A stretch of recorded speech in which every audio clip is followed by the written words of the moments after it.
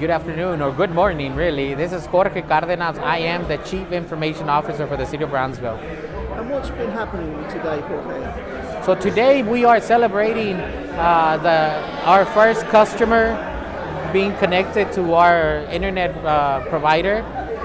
It is amazing to be here. Really, I'm very happy for them because a couple years back we conducted a survey, and 92% of the city citizens didn't have a reliable connection. 26% of them didn't have an internet connection. So having a customer today, our first customer, is just something unbelievable and amazing, and I'm excited about it. And many more to come. Many more to come. The plan is to give all the citizens that additional option of internet connection, and I think with the prices that LIT is providing is pretty much we will get there. We will get every citizen connected. Those you mentioned the prices; they're very low compared to what the regular internet service providers are charging. Much cheaper. Much cheaper, and if you know, a couple of years the state or the government had a program where it gave the citizens an amount to almost get free internet connectivity, but that program went away. So now they don't have that option anymore. But being partners with LIT, they actually provided this new program where if you're receiving food stamps, you're receiving reduced lunches at school, you're a citizen over 65, you can actually qualify for this package that is $14.99, and you can get a reliable internet connection. You gave some remarks from the podium today, and you were talking about the speed, which was acceptable for high speed a few years ago, what's acceptable today, and where we're going in the future. Could you recap that? Yes, so if we think about it, 5 years ago, getting a 1 gig internet connection for businesses was like, oh wow, I have a 1 gig. Now, it's like you got 1 gig, businesses now need at least 10 gigs of speed. According to Gartner, by 2030, the businesses are going to need around 40 to 50 gigs minimum, and it's all because of the technology, how fast it's moving, and the only thing that can provide that speed is fiber optics. So that's why it is exciting to build those 100 miles of fiber optics around the city, because it's not just a thing for now; it's a thing for the future. So you're saying that businesses here in the valley in Brownsville need 10 gig right now. Is that available to them? Yes, so that is the great thing about LIT. So they have 1 gig for those very small businesses, and then they have the 10 gig available, and they can go up to 100 gigs for those businesses. So we build for the future. And it was also interesting to hear Commissioner Cowan's remarks today, where she's obviously an MD, a doctor, and she was stressing the importance of high-speed internet for telehealth. Yes, and I can relate to that because I am a disabled veteran. So there's times during COVID especially that I had to do video calls. My father in Georgia lives outside of the city, so I had to go visit him because he got sick. And I had to get on a call with my doctor at the VA, and I wasn't able because the internet connection, I can tell you, he had a 1 megabit per second speed on his home. So it was not enough to get on those video calls. So I can definitely relate to what Commissioner Gowan stated, because it is happening, and this can be a game changer for all those people that don't have affordable or reliable transportation.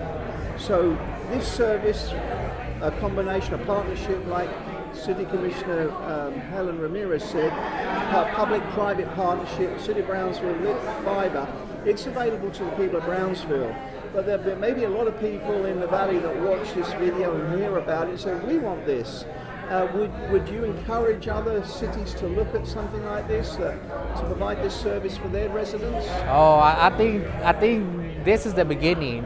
My vision really is for the whole valley to get together into this program and provide the same service for all the citizens around the south state of Texas. It is a must, right?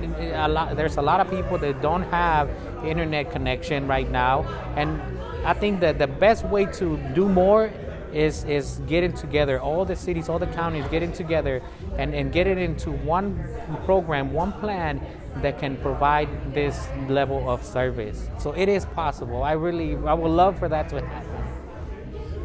But is it not the case, would not the private sector, I know lit fiber's private, but the regular internet service providers that we know of, those household names, have they not invested in fiber optics? So can they not provide these speeds? You know, they can definitely provide the speeds because they are massive companies. So that is a good question, why they're not doing it. And really, they only know why they're not doing it. But I can tell you that areas in Brownsville, like the southmost area, has been without internet connection, a reliable internet connection for a long time, and nobody wants to go in there. We did, because our outcome was providing internet to those communities that had no internet connection at all. So which area was this? In the southmost area in Brownsville. You made maybe a headline news right at the end when you made a very bold prediction. Can you recall that one for us? Yes, so when I got here to Brownsville exactly 2 years ago, I told the commissioners that my goal was to, set the standard for the state of Texas. And then I found out that we were, pretty much the worst connected city in the nation. So I did a lot of work, a lot of homework, and we built the fiber.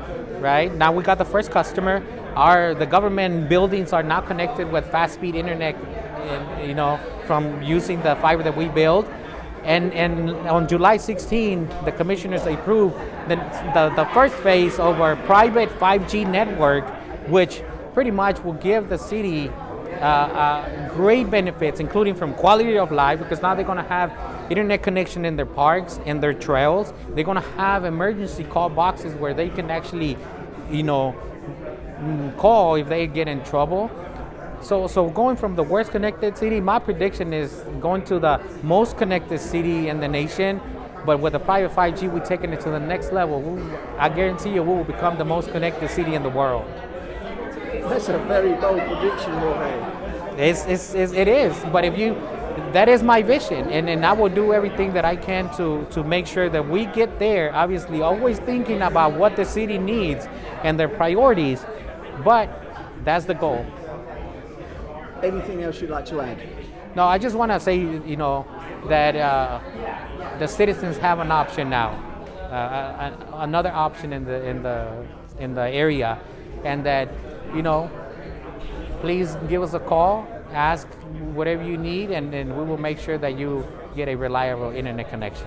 Thank you so much. We've learned a lot. Thank you so much for today's interview. Yes, sir. No, thank you.